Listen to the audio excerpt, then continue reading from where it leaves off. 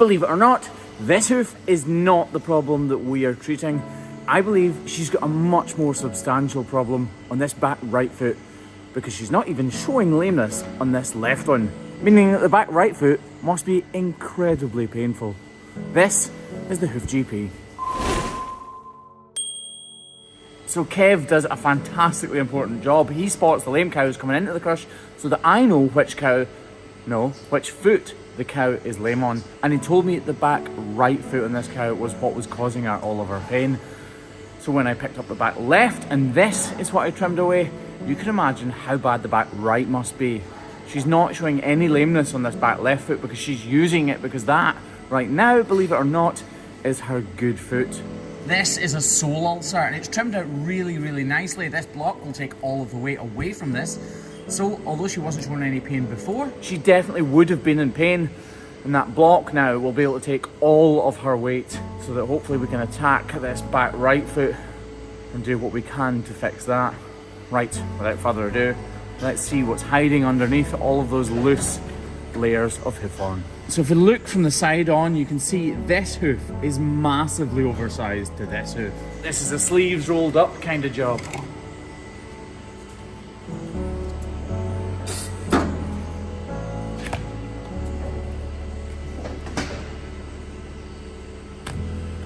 So as I'm trimming away, obviously she starts to pull there.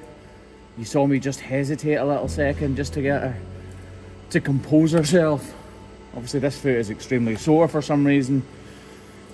So just touching it and putting the force through it that I am is going to aggravate it and make her feel even more uncomfortable. Right now it's not actually looking as bad as I thought it would straight away. I thought we might cut straight into this and there'd be a massive problem that was very obvious. We have this hole here, and actually I don't think this is a major part of the problem, which might seem a bit strange when it's so deep in there. I might be wrong though, of course. I'm just howking it out, as we say here in Scotland, to see if I can see what is at the bottom of it. It does go in really deep though, look at that. But I don't think there's an issue there. Right, keep going. I'm just gonna work away up here. I think this entire sole will come away actually. Just need a little patience. As Gary Barlow once said, have a little patience.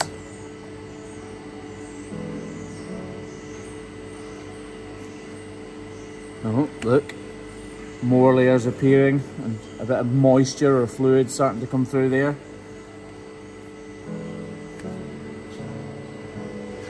I'm just almost holding my breath as I trim a cow's foot like this, because I can't be sure what is underneath.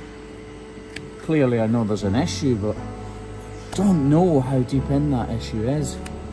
Look, as I pull here, the top half of her foot is starting to come away. Look, if I pull here, this part here is moving. Look, it's all full of dirt and debris, and all of this will need to come away because it's the perfect trap, obviously, for muck and manure to get stuck up in there and work its way even more deeply. I kind of went more, didn't I? But work its way even more deeply into the heart of this cow's foot.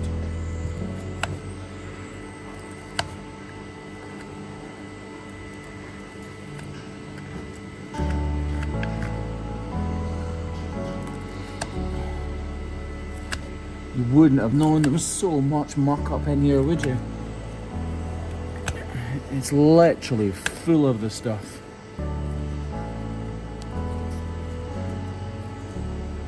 Oh, we're starting to find the problem here now. If we look in there, it's very hard to see, but there's a slight change in coloration. That is bodily fluid. It's not muck anymore. Obviously this is muck, but here is bodily fluid. We'll give it a good wash out so we can see what it is we're actually doing and see the extent of this problem. Oh, that's much better. I can actually, the dog can see the rabbit now. So now that I can see what I'm doing a bit better, I'm going to pick the grinder up and do what I can to reduce the entire size of this claw. And while I've got the grinder in my hand, I'm going to prepare that inner claw ready for a block. As I start to use the grinder here, I need to reduce the size of the affected claw. and I'm taking the toe area down to do that. I don't want any weight on this outside claw if I can help it, but also while I've got the grinder in my hand, I'm reducing the size of that inside claw. That's not intentional. All I'm trying to do is flatten it off and get the perfect surface for the block to adhere to. Kevin is applying that block, but I need to make sure I prepare it perfectly for him. Otherwise, it's got almost no chance of sticking permanently.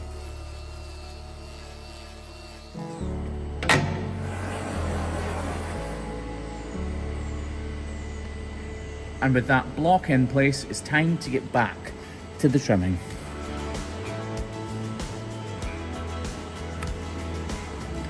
This is where you really need to concentrate.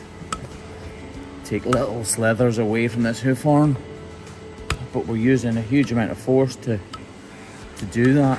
I'd love to know, actually, I should get a little pair of fish scales or something, shouldn't I, to understand how much force we're actually using to remove this hoof horn. I find weird stuff like that quite interesting. I would guess sort of 40 pounds of force, probably 45, something like that. Probably more sometimes. Definitely put all of our weight into it. Mind you, these days I suppose all of my weight is probably substantially more than 40 pounds. I need to take this sidewall right out of here. Not that I want to, but I need to make sure there's no cavity left behind. If I was to leave that like that right now, she would feel better because this block would be taking so much of the weight, but this will just compact with dirt and bacteria and start to make the problem even worse. So yes, in the short term I would have made it better, but in the long term she's not going to heal properly, because look, this actually extends even higher up into the foot than you probably thought. Clearly see the separated wall horn here from the sole horn. That bit I've just removed there, and that's why it's so hard. We're nearly there though, we're definitely getting there. It looks a lot better than it did a few seconds ago, a few moments ago. What has 4 letters, sometimes has 9, and never has 5? What has 4 letters, sometimes has 9, and never has 5?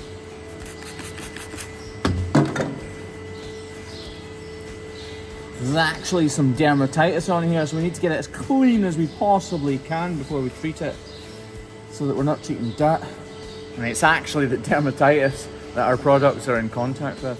So that is called white line disease, or a white line defect, or white line separation. Any of the 3 terms will do, but it's complicated because it's been complicated by that digital dermatitis, meaning that if we don't heal the dermatitis, then the hoof horn has got 0 chance whatsoever of healing, because that dermatitis is destructing the new hoof horn. And as Kevin wraps that foot, I'm spraying this foot with iodine.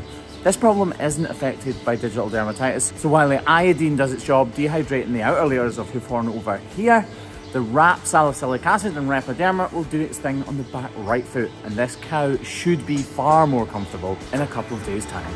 So there you have it. This cow was not showing signs of lameness on her back left foot, and sometimes the temptation is only to trim the lame foot. In this case, the back right foot, because that is the one she was showing the most pain on before she came into the crush. This is the perfect example of why you at least lift all 4 feet on every single cow that you ever trim or look at. You just never know what's going to be thrown up on a different foot. Just imagine how sore she must have been on the back right foot to be holding it up in the air and showing no signs of lameness on the back left foot. You've been watching the Hoof GP.